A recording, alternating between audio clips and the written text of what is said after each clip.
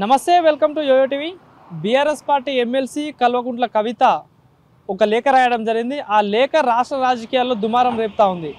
So ఈ లేఖలో కొన్ని అంశాలు పేర్కొనడం జరిగింది, పార్టీకి సంబంధించిన పాజిటివ్ కానీ నెగిటివ్ కానీ. సో దీనిలో ఉద్దేశంతో అటు కాంగ్రెస్ పార్టీ గురించి కానీ బీజేపీ పార్టీ గురించి కొన్ని అంశాలు చేర్చడం జరిగింది. సో దీనిపై అటు కాంగ్రెస్ పార్టీ కానీ బీజేపీ కానీ వాళ్ళ రీతిలో కౌంటర్లు ఇస్తూ ఉన్నారు. సో మాట్లాడదాం ఇదే అంశం మీద. మనతో పాటు మాట్లాడడానికి బీజేపీ పార్టీ సీనియర్ లీడర్ గడ్డం సాయి కిరణ్ గారు ఉన్నారు. అన్న నమస్తే. సో లేఖ అయితే చూస్తూ ఉన్నారు, రాష్ట్ర రాజకీయాల్లో ఒక దుమారం రేపుతా ఉంది నిన్నటి. సో ఏంటి దానిపై కవిత కూడా నేనే రాసిన అన్నట్టు ముందేమో చాలా అనుమానాలు వచ్చాయి, ఎవరు రాశారు ఎట్లా బయటకు వచ్చిందని. కానీ నిన్న స్వయంగా కవితను ఒప్పుకోవడం జరిగింది, నేనే రాసిన అని. సో ఏంటన్నా మీ బీజేపీ స్టాండ్ ఏంటి? ఇప్పుడు విషయం ఏంటంటే ఇక్కడ కాంగ్రెస్ పార్టీ బీఆర్ఎస్ పార్టీ కలిసి ఆడుతున్న నాటకం ఇది. ఎందుకంటే ఇప్పుడు కాంగ్రెస్ వాళ్ళకి ఆమె రాసిన లెటరు 12వ తారీఖు 14వ తారీఖు ఎట్లా తెలుస్తుందో ఒకటి ఆలోచించాల్సిన విషయం. ఆ లెటరు మళ్ళీ ఈరోజు బయటికి ఎందుకు వచ్చిందో ఆలోచించాలి. ఒక బిడ్డ తండ్రికి రాయాల్సిన అవసరం ఉంటుందా అనేది ఫస్ట్ ఆలోచించాల్సిన విషయము. పోయి తండ్రికి విషయాలు ఏమన్నా చెప్పుకోవచ్చు, కానీ లెటర్ రాసి ఎట్లా పోయిందా, లెటర్ పోస్ట్లు వేసిందా లేకపోతే పోయి చెప్పి రాసి ఇచ్చి వచ్చిందా, ఎట్లా జరిగింది అనేది ఒకటి తెలియాల్సిన అవసరం ఉంది. సరే తన బిడ్డనే తండ్రి ఆల్రెడీ నేనే రాసిన ఒప్పుకుంది కాబట్టి అదొక విషయం, సరే ఓకే నిజమే అని ఒక నిర్ధారణ జరిగింది.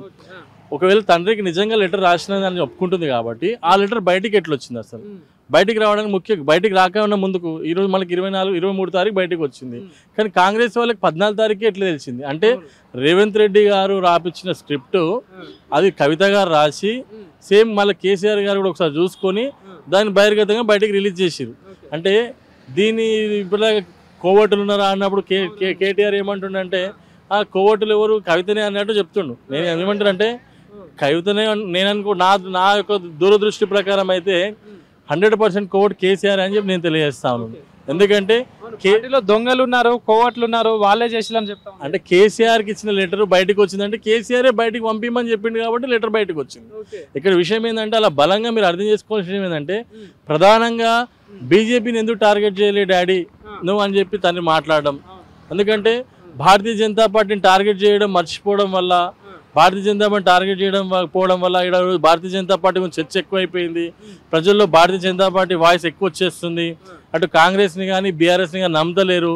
నువ్వు అక్కడ ఇబ్బంది జరిగింది అని చెప్పేసి ప్రధానంగా ఆరోపించడం, నన్ను అరెస్ట్ చేసిన విషయం మీకు తెలిసిందే అని ఆ విషయం ఆలోచించడం. ఇక్కడ అరెస్ట్ చేసి నువ్వు తప్పు చేసిన దానికి అరెస్ట్ చేసినావు. ఇక్కడ మీ నాన్న మీ అన్న మీ భావాలు కూడా చేసినవి ఉన్నాయి. కాకపోతే ఇక్కడ ప్రభుత్వం ముందుకు వస్తలేదు. ఎందుకంటే మనం చూసాం 1,00,000 కోట్లు అక్కిస్తామని చెప్పినారు, 10,000 ఎకరాలు కబ్జా చేసి 10,000 ఎకరాలు కూడా ముందుకు రికవరీ చేస్తామని చెప్పారు. ఇంతవరకు అవి ఎందుకు జరుగుతలేవు అంటే బికాజ్ బీఆర్ఎస్ కాంగ్రెస్ కలిసికట్టుగా ఆడుతున్న నాటకం కాబట్టి ఇవి బయటికి రావట్లేదు. నిజంగా ఇదే ఉస్మానియా సిటీలో మనం మాట్లాడుతూ ఉన్నాం కదా, ఈ ఉస్మానియా సాక్షిగా పోరాటం జరిగింది. తెలంగాణ ఉద్యమం ఎంతో మంది ప్రాణాలు అర్పించారు. ఆ 1,200 మందికి ఈ కేసీఆర్ తిన్నటువంటి 10,000 ఎకరాలు కబ్జా చేసినటువంటి ల్యాండ్ని రికవరీ చేసి ఈ ఉద్యమకారులకు వంచవచ్చు కదా, ఎందుకు ఆ విషయం జరగట్లేదు ఆలోచించాల్సిన విషయం ఉంది. ఎందుకంటే ఈరోజు కవిత గారు రాసిన నెగిటివ్ పాయింట్స్ అన్నీ కూడా వాస్తవాలే. ఎందుకంటే ప్రజలు ఏం చర్చ జరుగుతుంది ఏందనే తెలుసు. భారతీయ జనతా పార్టీ ఎదుగుతుందని ఒక క్రమంలో ఈరోజు మనం చూసుకుంటూ పోతా ఉన్నాం. ఒక్క సీటు నుంచి 8 ఎమ్మెల్యేలు కొట్టారు, మన 4 ఎంపీల నుంచి 8 ఎంపీలు కొట్టారు. ఆల్మోస్ట్ మొన్న జరిగిన 3 ఎమ్మెల్సీలలో 2 ఎమ్మెల్సీలు జరిగినాయి. మనము కాంగ్రెస్కి సపోర్ట్ చేసినా కూడా బీజేపీ 2 ఎమ్మెల్సీలు గెలిచినాయి అక్కడ. ఇలాంటి పరిస్థితి ఉంది కాబట్టి భారతీయ జనతా పార్టీ క్రమక్రమంగా పెరుగుతూ ఉంది. దీన్ని మనం ఎదుర్కోవాలనే ఉద్దేశంతో ఒక లెటర్ డ్రామాని బయటకు తీసుకొచ్చారని మా యొక్క లేఖలో కూడా బీజేపీతో పొత్తు బేక్ ఎందుకు క్లారిటీ ఇవ్వలేదు, బీజేపీ నన్ను మానసికంగా ఇబ్బంది పెట్టింది దానిపై ఎందుకు మాట్లాడలేదు, కేవలం 2 నిమిషాలు ఎందుకు మాట్లాడినాం అని చెప్పేసి కవిత అన్న మాటలే కూడా కాంగ్రెస్ పార్టీ నాయకులు ఏమంటా ఉన్నారు, మేము గతం నుండి చెప్పుకుంటూ వస్తా ఉన్నాం, బీఆర్ఎస్ కానీ బీజేపీ ఒకటే అని చెప్పేసి అంటాను, అది బహిర్గతంగా ఇప్పుడు బయటపడింది అని చెప్పేసి కాంగ్రెస్ పార్టీ నాయకులు కూడా దీన్ని కౌంటర్ చేస్తారు. ప్రధాన ఆరోపణ ఏంటంటే కాంగ్రెస్ బీజేపీ యొక్క సఖ్యత బయటపడుతున్న ఉద్దేశంతోనే ఈ లెటర్ను ఒక డ్రామా క్రియేట్ చేస్తూ ఉన్నారు. నేను ఒకటే అడుగుతా ఉన్నాను, రేవంత్ రెడ్డి గారు ఎందుకు ఈ యొక్క కాళేశ్వరం మీద ఉన్నటువంటి నోటిఫికేషన్ ఏదైతే నోటీస్ ఇచ్చిండ్రో ఎందుకు రోజు రోజుకి అది పోస్ట్ పోన్ చేస్తూ ఉన్నారు, ఎందుకు మళ్ళీ జూలై దాకా వెళ్ళింది ఈరోజు మనం అర్థం చేసుకోవాలి. 7 నెలల నుంచి కాలయాపన చేసుకుంటూ ఎందుకు ఈ విధంగా జరుగుతూ ఉందో ఆలోచించాల్సిన అవసరం ఉంది. ఎందుకంటే అది బయటకు వస్తే కేసీఆర్ అరెస్ట్ కావాల్సి వస్తుంది, అది బయటకు వస్తే హరీష్ రావు అరెస్ట్ కావాల్సి వస్తుంది అనే ఒక ఆలోచనతోనే ఇదంతా జరుగుతూ ఉన్నది. కాబట్టి ఇది కాలయాపన చేయడానికి ప్రయత్నం చేస్తారు తప్ప ఎట్టకేలకి అక్కడ ఉన్నటువంటి కాంగ్రెస్ని BRS కాపాడుకుంటుంది, బీఆర్ఎస్ని Congress కాపాడుకుంటుంది.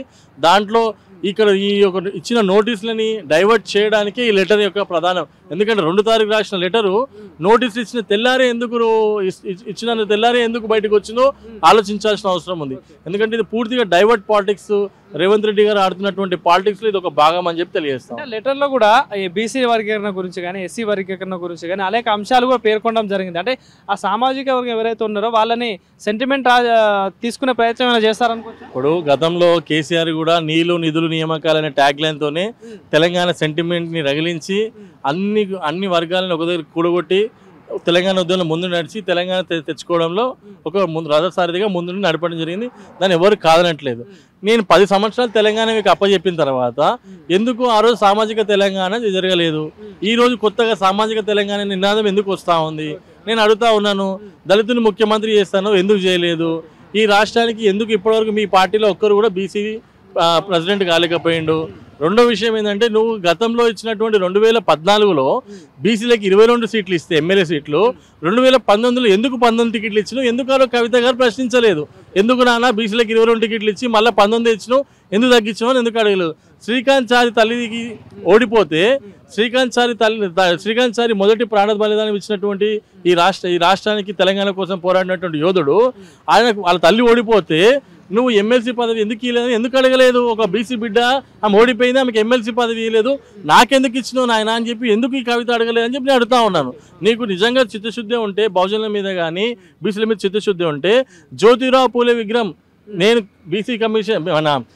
BC Jyotirao Phule committee chairman అయినప్పుడు నన్ను కేసీఆర్ గారు చెప్పారు, ఈ యొక్క అసెంబ్లీలో జ్యోతిరావు పూలే విగ్రహం ఏర్పాటు చేస్తామని ప్రకటించమని చెప్పారు.